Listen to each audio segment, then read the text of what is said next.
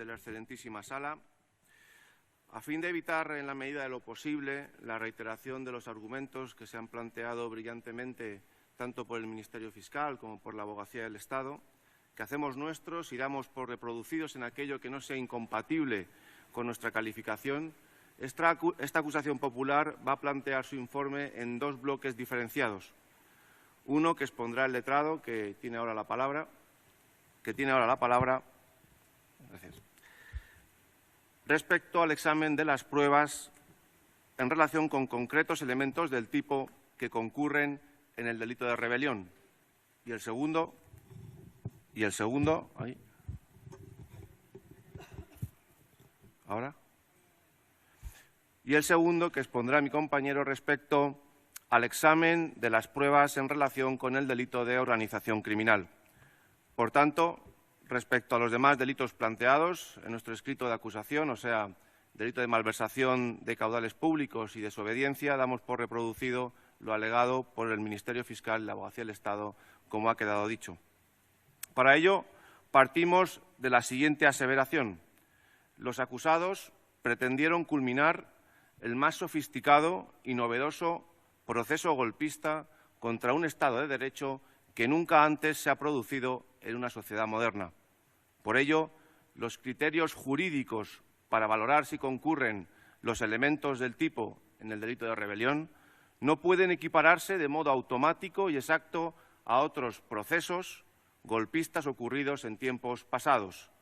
por cuanto no se estaría respetando la regla de aplicación de la norma al tiempo en que se producen las consecuencias y situaciones jurídicas existentes o teoría de los hechos cumplidos.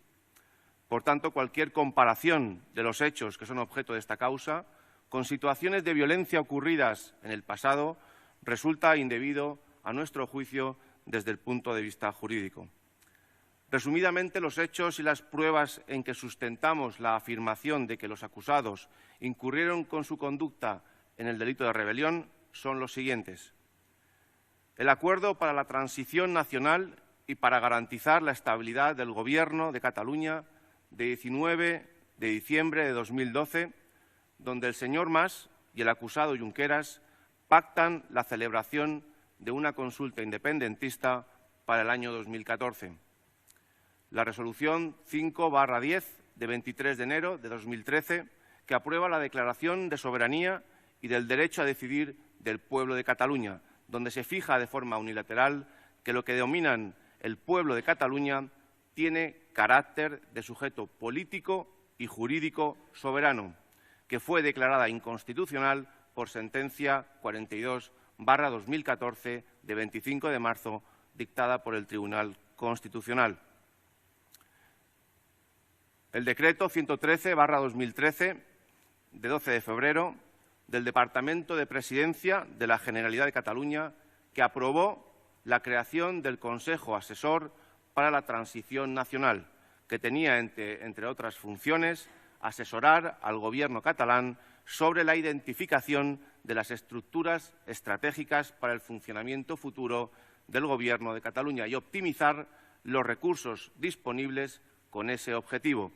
y desde el que partieron 18 informes que integraron o se refundieron en el llamado Libro Blanco de la Transición Nacional de Cataluña, contemplando distintos procedimientos para la creación del nuevo Estado, incluida la vía unilateral y contando, en todo caso, con la movilización popular, elemento sustancial de todo este proceso, pretendiendo con ello enmascarar en un supuesto proceso democrático lo que en realidad se trataba de un golpe de Estado.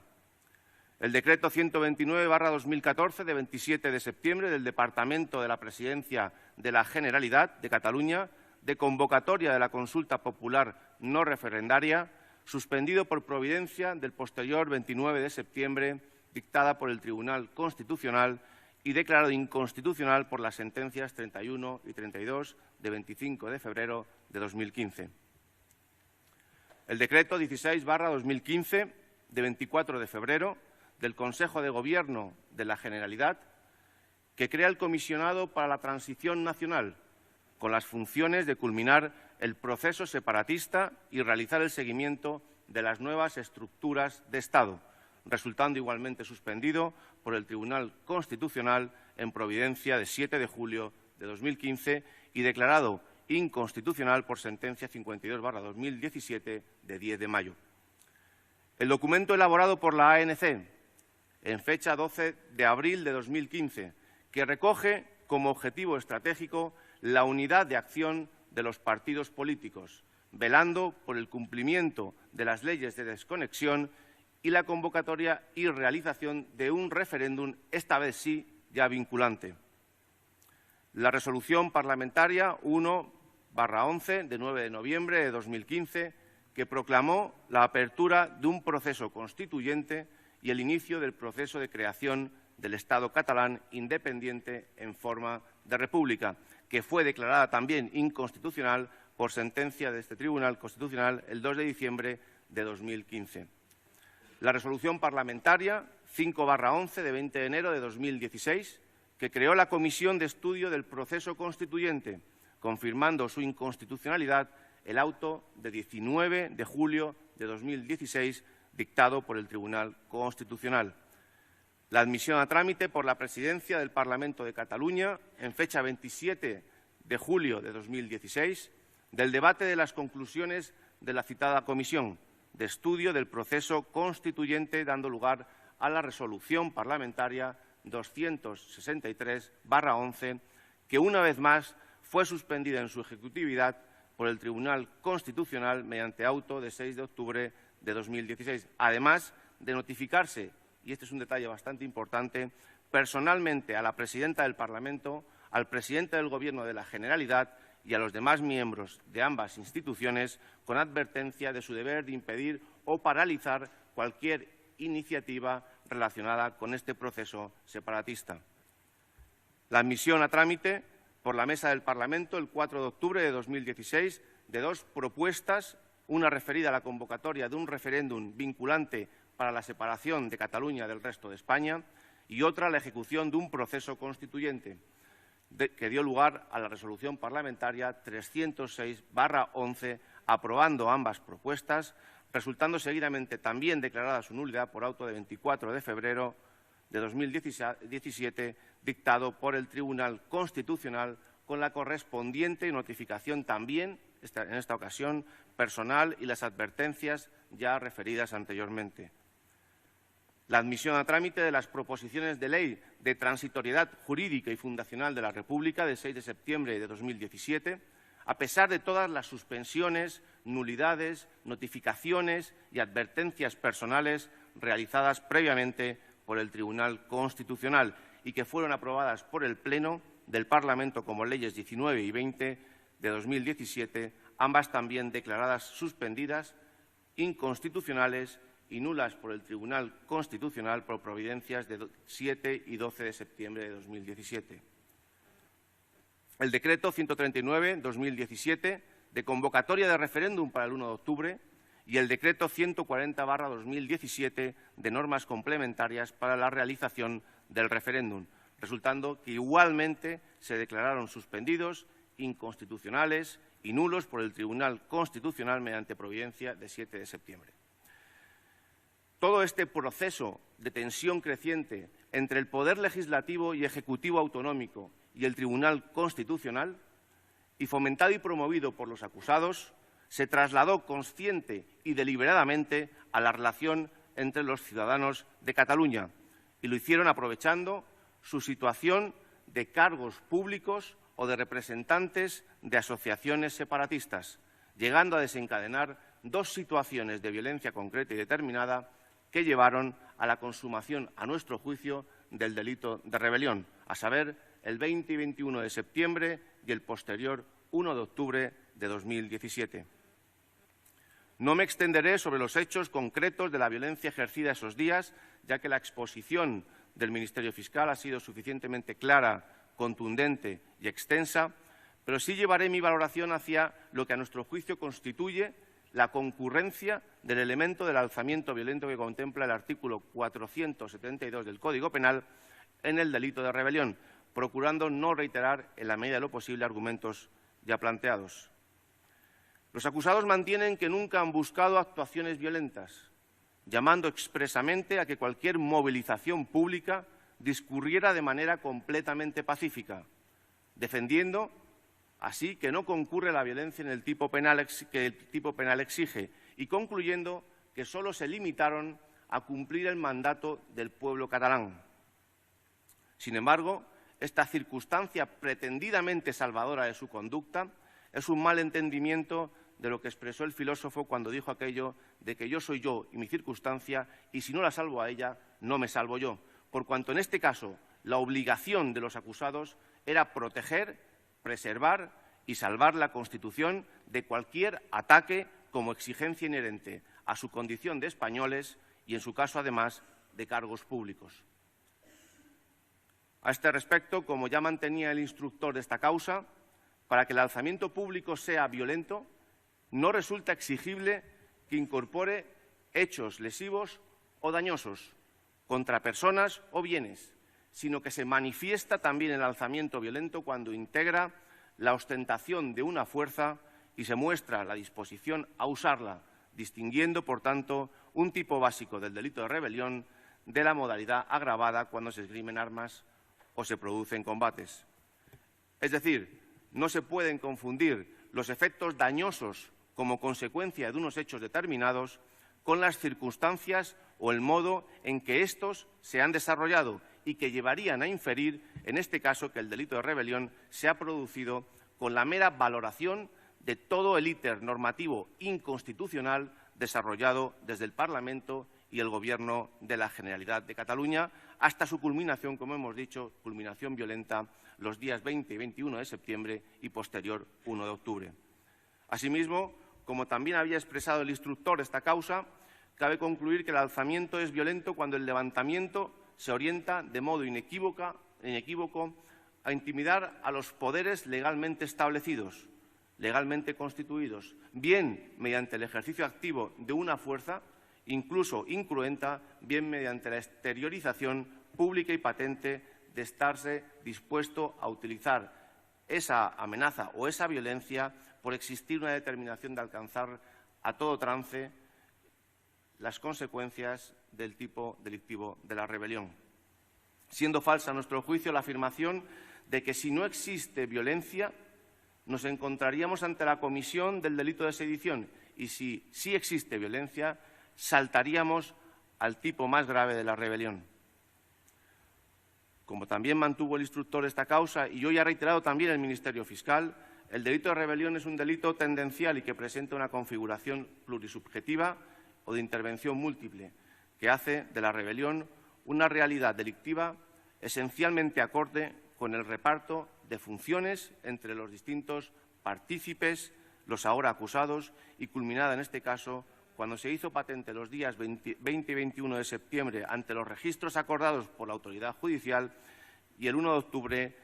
en el momento de celebración del referéndum ilegal, de forma que se empleó el instrumento de la movilización de los ciudadanos para culminar el proceso exhibiendo esta fuerza con la finalidad de forzar a una actuación gubernamental que facilitara la formación del nuevo Estado.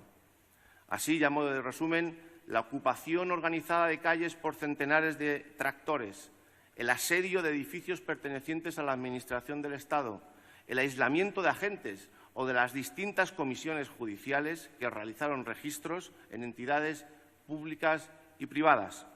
así como las situaciones a las que llevaron que letrados de la Administración de Justicia, mientras se encontraban en cumplimiento de sus funciones, tuvieran que salir escoltados, en un caso por un edificio colindante y en otro caso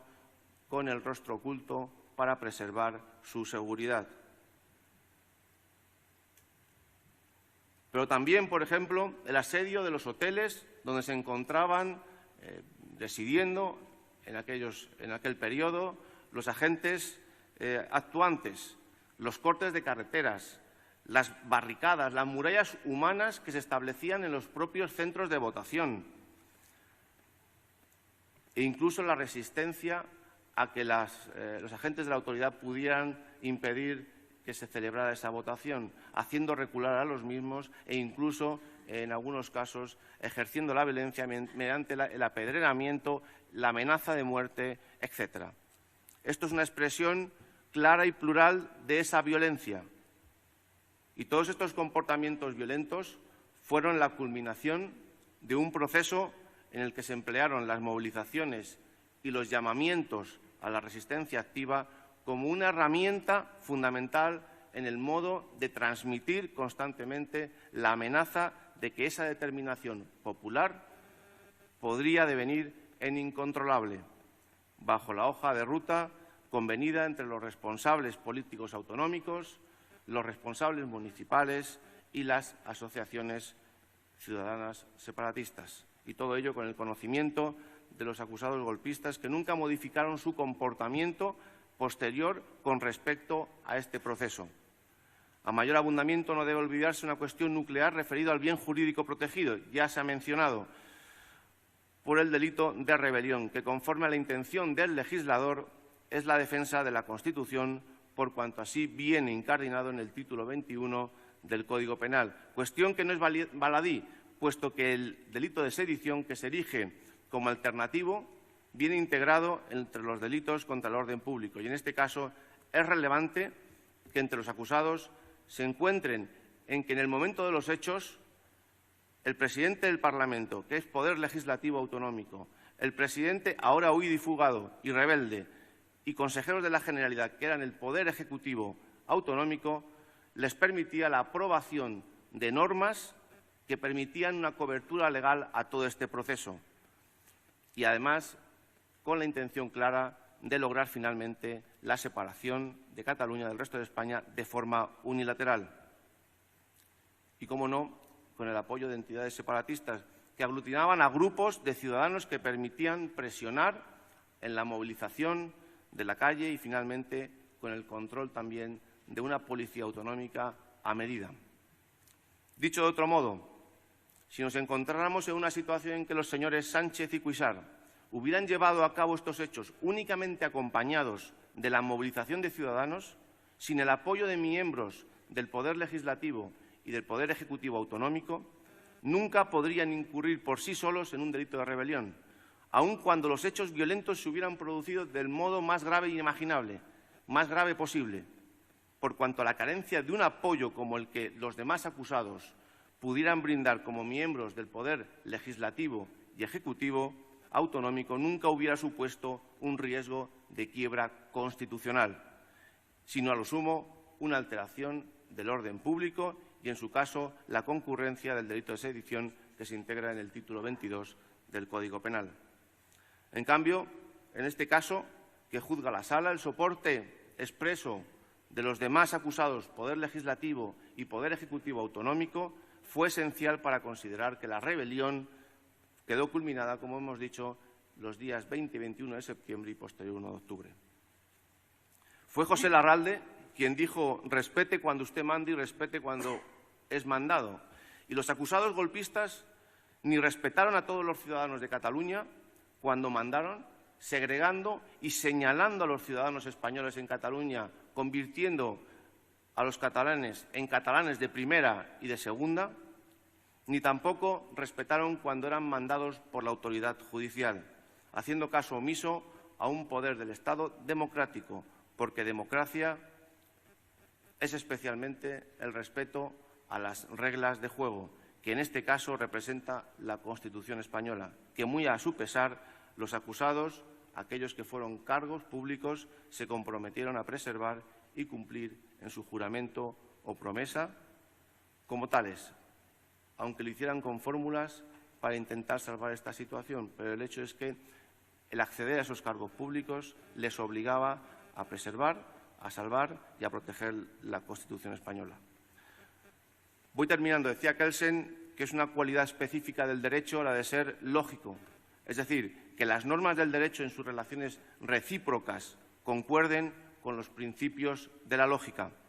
Mantener, como hacen los acusados golpistas, que el 20 y 21 de septiembre y el 1 de octubre de 2017 no se produjo violencia, es contrario a la lógica de las escenas vistas en esta causa y los testimonios prestados por multitud de testigos.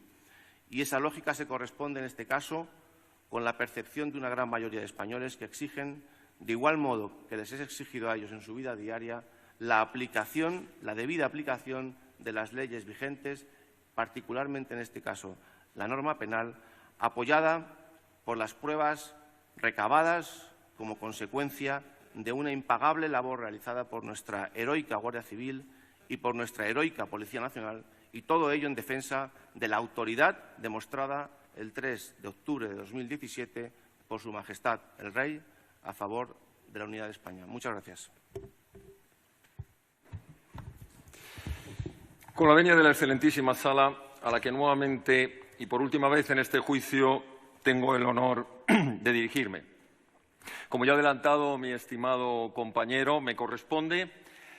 referirme al delito de organización criminal que sostiene esta acusación. Unos breves antecedentes que la sala sin duda conocerá con respecto a este delito, un tipo que fue adquirido, que fue incorporado en nuestro ordenamiento y que tiene unos antecedentes en la propia legislación internacional. Naciones Unidas, desde la Convención de Palermo del año 2000, Viena 2006, y posteriormente la Unión Europea, cuando ya en el propio Tratado de Maastricht en 1992 o el posterior de Ámsterdam en 1996, estableció un elenco de características o de requisitos sobre los que habría de basarse el tipo de la organización criminal que hoy nos ocupa. Esa relación, que no era un número clausus, pero que indicaba a los Estados miembros en forma de cómo debían configurar el tipo penal, hablaba de que habría de ser o habría de haber delito de organización criminal cuando nos encontrásemos en la colaboración de más de dos personas, con funciones específicas, durante un tiempo prolongado, con una jerarquía y un reparto de funciones, cuando tuviera una finalidad ejecutar o llevar a la práctica delitos graves, donde hubiera violencia o intimidación, donde intentase influirse en poderes políticos, en medios de comunicación, en administraciones públicas o en poderes económicos. En definitiva, donde se buscase con el delito un beneficio económico o un poder. Pues bien, nuestro Código Penal, nuestra Ley 10/1995, modificada por la Ley 5/2010, estableció el tipo penal del 570 bis, organización criminal, que dijo que incurrirían en este delito quienes promovieran, constituyeran, organizaran, dirigieran una organización criminal para la comisión de delitos graves. Y a lo largo de este juicio es precisamente de todo eso de lo que hemos tenido cumplida cuenta en el conjunto de las pruebas que se han ido practicando. Y los elementos del tipo al que me voy a referir es una agrupación de más de dos personas, de manera temporal o indefinida, de manera concertada o coordinada, con un reparto de funciones, con una jerarquía y con una finalidad, la comisión de unos delitos graves. Este tipo penal fue ampliamente desarrollado en las sentencias de esta misma sala de 19 de mayo del 2016 y 3 de noviembre del 2016. Analicemos, por tanto, el primero de los elementos del tipo, lo que llamaríamos el elemento subjetivo, esa agrupación de más de dos personas. Poco se puede explicar. El conjunto de los acusados en este procedimiento supera con creces ese número y, además,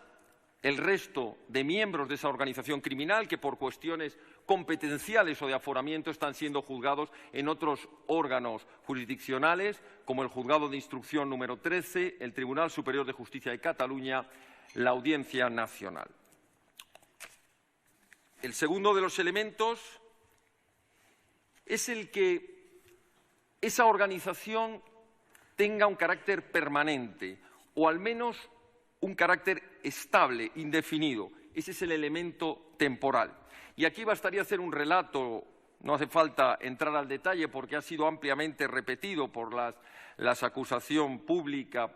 por la acusación particular y por mi compañero, pero bastaría hacer un relato para darnos cuenta de ese carácter estable o indefinido. Acuerdo de Transición Nacional 2012, Consejo Asesor de la Transición 2013 con el Libro Blanco, Consulta Popular no referendaria 2014 con el referéndum del 9N, Comisionado para la Transición Nacional 2015, la propia Asamblea Nacional Catalana en su hoja de ruta establecida en el 2015, donde preveía cuál iba a ser la respuesta si el Estado actuaba conforme a sus obligaciones, es decir, aplicando artículo 155 de la Constitución, incluso establecía la posibilidad de reacción en la calle si había detenciones o incluso si eran ilegalizados los partidos separatistas. Comisionado para la Transición Nacional 2015, elecciones autonómicas de 2015, donde precisamente la coalición Juntos por el Sí y la CUP establecieron los mismos elementos, las resoluciones 1/11 que se han citado sobradamente, la Ley de Transitoriedad Jurídica del 2017, la Ley del Referéndum de Autodeterminación del 2017 y los hechos que tantas veces se han repetido en esta sala ocurridos el 1 de octubre del 2017 con el referéndum y el 3 de octubre del 2017 con las manifestaciones y tumultos producidos en la calle y la propia Declaración Unilateral de Independencia del 27 de octubre del 2017. Todo este relato hace ver que esa organización viene manteniéndose de manera estable, de manera indefinida a lo largo del tiempo y con un objetivo para llevar a cabo en dos fases. Una primera, en lo que se denominó el Gobierno de transición y una segunda, lo que sería propiamente la ejecución mediante el Gobierno del nuevo Estado independiente. El tercero de los elementos al que nos hemos referido es esa actuación concertada, coordinada, ese elemento volitivo, esa voluntad o esa estrategia de llevar a cabo los delitos. Y es aquí donde encontramos, de las pruebas practicadas, que nos encontramos ante una organización cuanto menos heterogénea, cuanto menos compleja, con un objetivo de secesión para llevar a cabo una ruptura, un cambio de la organización política del Estado, de la propia forma de gobierno, en definitiva, para romper la Constitución, el Estatuto de Cataluña y, en definitiva, la unidad de la nación. Y esta organización criminal mantuvo una unidad de acción y de propósito, porque todos los hechos que se han podido ver a lo largo del juicio no han sido realizados con un carácter individual, se hacían en grupo, con carácter colectivo. Aunque se estén juzgando esas conductas individuales, formaban parte de un grupo. No eran acciones extemporáneas, eran acciones perfectamente planificadas, eran la consecuencia de algo desarrollado previamente. El documento Enfocat no es en sí la prueba de los hechos, es la prueba que ratifica unos hechos que ya habían sido previamente probados. Es donde se refleja en esos hechos y en ese documento lo que ha sido esa estrategia precisamente de la organización criminal, esa hoja de ruta que hablaba de cómo llegar a un Estado propio, provocando inestabilidad política, provocando inestabilidad económica, forzando al Estado a una supuesta negociación para la ruptura de la unidad nacional y del ordenamiento constitucional y, en caso, como así ocurrió, de que el Estado no cediese a las pretensiones, llevar a cabo un referéndum de manera forzosa para declarar la independencia de manera unilateral. ¿Cuáles fueron esas estrategias dentro del tipo, del elemento volitivo o esa estrategia? Pues una primera estrategia legal. Había que crear las leyes de desconexión, esa apariencia de legalidad y esa supuesta legitimidad basada en un referéndum que pretendía ser quien legitimase todo ese proceso de desconexión por una supuesta voluntad democrática popular. Existía una segunda estrategia tan importante como la anterior, la orgánica, la creación real de las estructuras de Estado. Y ha quedado acreditado que se estableció que los Mossos de Escuadra pasarían a formar parte, y de hecho el 1 de octubre así lo demostraron, de una fuerza interior puesta al servicio de las pretensiones delictivas de esa organización criminal. Y también se apuntaba el que sería en el futuro el embrión de una fuerza de defensa de ese supuesto Estado independiente. El CCTI sería la estructura informática, tendría su propia hacienda pública, esa estructura de hacienda pública que se estaba creando, que sustituiría a la agencia estatal, una agencia de protección social que sustituiría a la seguridad social, incluso un poder judicial de las primeras investigaciones, estas listas de jueces que serían afectos o no a la secesión, un servicio exterior diplomático que sería el embrión del Diplocat, un servicio incluso de información, el CSICAT, que sustituiría a los servicios de información del Estado, y un servicio incluso de las encuestas y de la documentación INDESCAT. Habría otra estrategia más, además de la legal y la orgánica, la de comunicación, una estrategia perfectamente diseñada para la comunicación interna nacional a través de la TV3 y otros medios de comunicación, y una estrategia de comunicación en el exterior que llevaba a cabo Diplocat para intentar trasladar un relato falso de lo que estaba ocurriendo y el victimismo ante la comunidad internacional de la supuesta vulneración de derechos. Y, por último, la estrategia económica, no menos importante, mediante la apropiación, malversación de fondos públicos y la utilización, incluso, si llega el caso, no solo, como ya se ha mencionado en esta tarde, de toda la administración perteneciente a la Generalidad, que esa es la mayor malversación, la utilización de la propia estructura de la Generalidad para el fin delictivo, sino, llegado el momento, como así ocurrió el 1 de octubre, de los inmuebles. El cuarto de los elementos subjetivos es elemento operativo. Se necesitaba llevar a cabo un reparto de tareas, un reparto de funciones y establecer el procedimiento de jerarquía para la consecución de los fines. Y es aquí donde entran en juego tres órganos. Por un lado, el Ejecutivo, el Gobierno de la Generalidad; por otro lado, el Legislativo, la Mesa del Parlamento, junto con la coalición de partidos que apoyaban ese proceso; y, en último lugar, el apoyo de las organizaciones civiles ANC, Òmnium Cultural y la AMI, la Asociación de Municipios Independientes. Y todo ello mediante dos comités, que nos recuerda el Enfocat, que actuaban para dirigir todo este elemento operativo, toda esta operatividad de la organización criminal. Un comité estratégico formado por parte del Ejecutivo por el presidente y vicepresidente del Gobierno, por parte del Legislativo por el presidente del Parlamento, junto con los portavoces de los grupos parlamentarios que lo apoyaban, y, en último lugar, los presidentes de la ANC, Òmnium Cultural y la AMI como parte de ese órgano civil.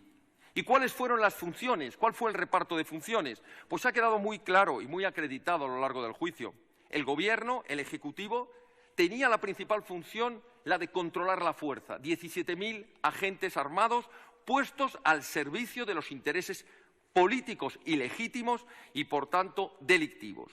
Los recursos a los que he mencionado, administración de la Generalidad, los inmuebles y los fondos públicos, el dinero. Y, por último, y no menos importante, la utilización de la propia autoridad pública que le viene en el propio ser del Gobierno de la Generalidad, sin cuya participación no hubiera logrado probablemente sus objetivos, porque precisamente actuaban desde la autoritas que la Constitución otorga como máxima autoridad del Estado al presidente de una comunidad autónoma y a su Gobierno. La segunda de las funciones, la que correspondía al Poder Legislativo, a la mesa apoyada por los parlamentarios, era la creación de ese marco legal de apariencia, las resoluciones a las que me he referido, como marco de sustitución de la legalidad vigente. Las organizaciones civiles asumían dos funciones. Por un lado, la de provocar ese rechazo a la ley, ese rechazo hacia las instituciones legítimas del Estado, la desobediencia a las resoluciones de los tribunales, llevar a cabo el apoyo y la organización,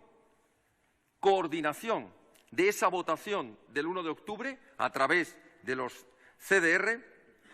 agredir, presionar y coaccionar a los cuerpos y fuerzas de seguridad del Estado, incluso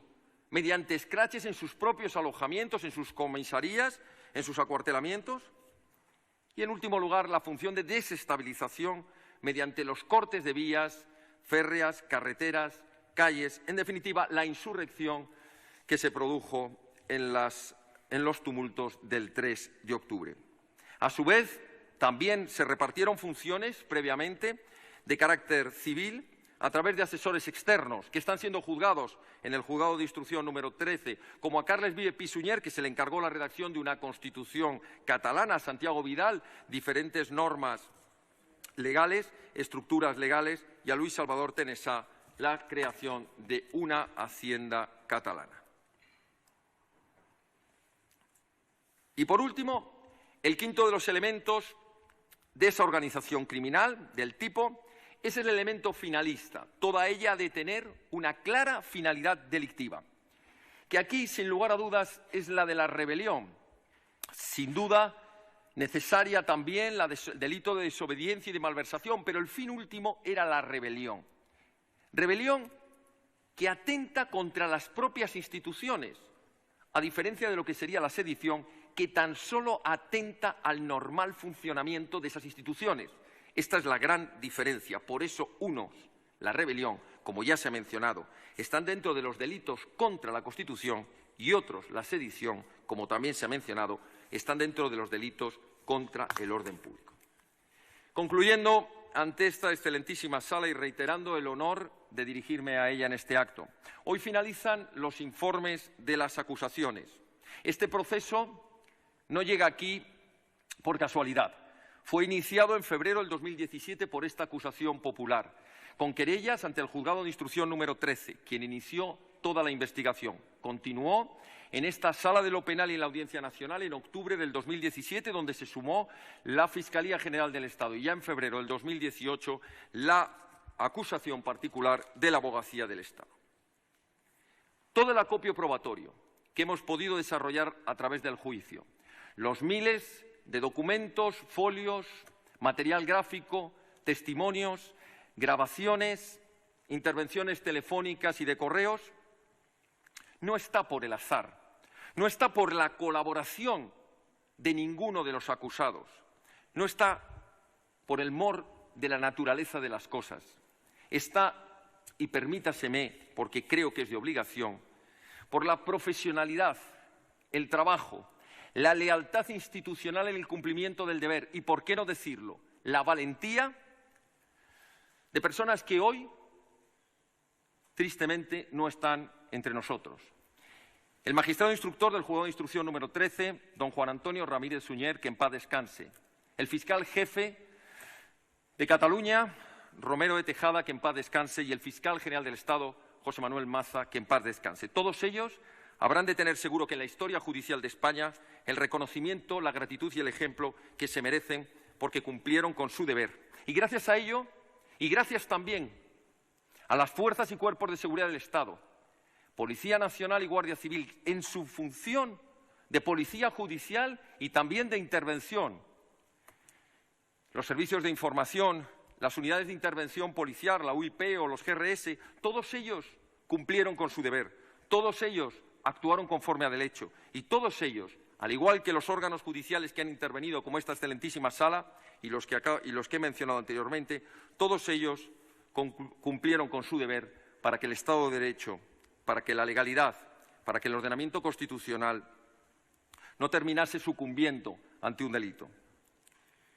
Termino. Esta organización criminal ha sido investigada,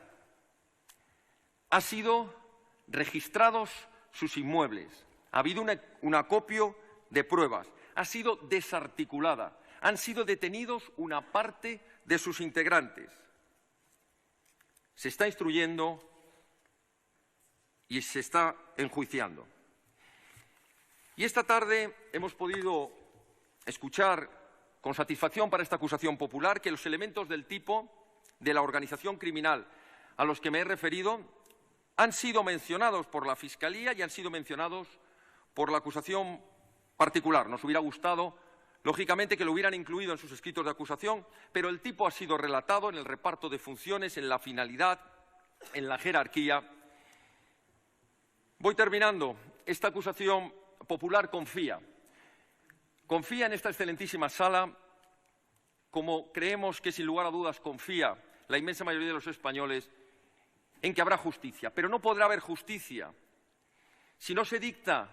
una sentencia con unas penas que sean acordes a la gravedad de los delitos que están siendo enjuiciados, los mayores delitos